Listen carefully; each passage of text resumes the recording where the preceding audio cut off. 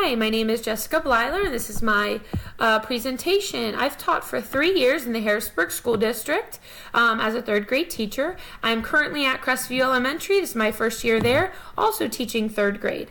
I've integrated STEM into the learning. I try to do it on a daily basis when I can. I think the engineering process is important. I think problem solving is very important.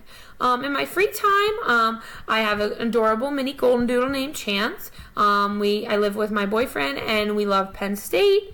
I also coach Girls on the Run and a swim team called Keystone Aquatics that is also in Carlisle. And in my free time, I do some open water swims. Strategy number 1 is to provide students with a clear and understandable vision of the learning targets. This is stating the learning objective as well as converting it to a student-friendly language and using a rubric to assess it.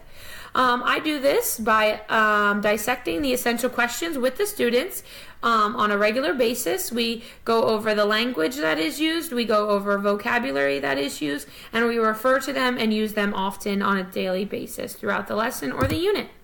Strategy number 2, this is allowing students to see what is and isn't quality work by giving both strong and weak models. I have students check out writing samples with a score of 1 to 4. I allow them to see what a strong essay looks like, what it has in it, and then I allow them to determine the corrections that would need to be made in a weak essay. Strategy number 3, provide feedback that leads to improvements in the learning, and the feedback relays the strengths and weaknesses that it relates to specific learning targets. I align this in my practices during our writing process. The last step is a student-teacher conference. I discuss with the students the strong points in their writing using a rubric, and I also discuss the parts that could be improved, all determined by the rubric. Strategy number 4, allowing students to take ownership of their learning comes from teaching students how to set accurate goals and a clear understanding of self-assessing. This comes with practice and discussing examples.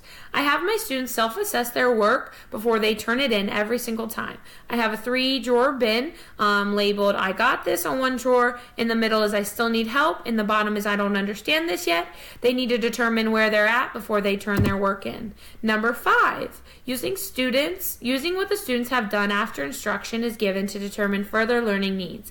I align this by keeping a grid of my students' performance to allow me to create math groups for the following day. I walk around, I check my students' independent work after instruction is given. I determine if they're an E, an M, a P, or an I.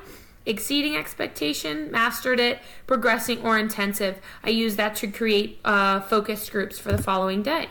Number 6 is giving students the opportunity to practice one component of a targeted instruction area before reassessing and grading. I align this by teaching my students one part of the writing to an open-ended response question. I break it into separate components, topic, sentence, how do I change a question into a statement, evidence from the story, and then how do I explain it, and then what is my conclusion. We master each section before we move on to the next, and at the end it all comes together. Strategy number 7 is students must reflect on what they have learned in order to deepen their understanding and must share their progress to develop a deeper commitment to learning. I have aligned this in my practices by using a wow work wall. This allows the students to display their work of what they feel proud of. It gives them control to choose. Whenever they decide they want to display a piece of their work, they must show it with the class or share it with the class. And here are my resources. Thank you so much.